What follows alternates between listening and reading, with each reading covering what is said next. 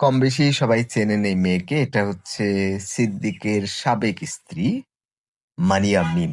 একে নিয়ে একটা বিশেষ কথা, সেটা হলো যে আমাদের মধ্যে অধিকাংশ মানুষেরই কোনো না কোনো বিষয়ে নেশা থাকে। দেখবেন যে একটা পরিমাণ মানুষের মধ্যে টাকার নেশা থাকে।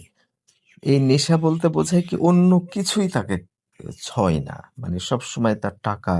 এটা কোনো মানুষ আছে যাদের হিরোইনের নেশা বা কোনো একটা বিষয়ের নেশা।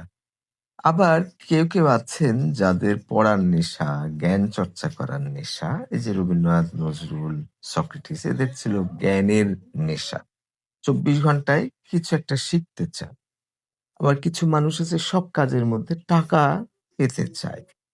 তো এই যে মারিয়া মিম, এর একটা বড় নেশা হলো জনপ্রিয়তা। সে কিন্তু সিদ্দিকের স্ত্রী ছিল, একটা মেয়ের সে মা।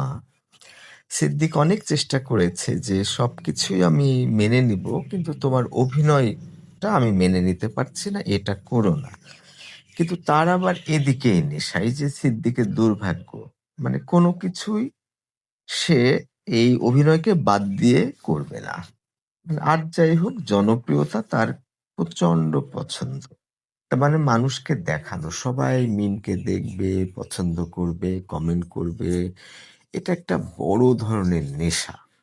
তো এই যে নেশার মধ্যে যদি আপনি চলে যান, তখন কিন্তু আপনার বিপদ হবে। সক্রেটিসের যে মানুষকে সাহায্য করার নেশা, মানুষকে জ্ঞান দেওয়ার নেশা, জ্ঞানী হওয়ার নেশা, রবীন্দ্রনাথের লেখার নেশা, নজরুলের লেখার নেশা, এই নেশা কিন্তু নিজের জন্য খুব বিপজ্জনক, কিন্তু অন্য মানুষের জন্য মঙ্গলজনক।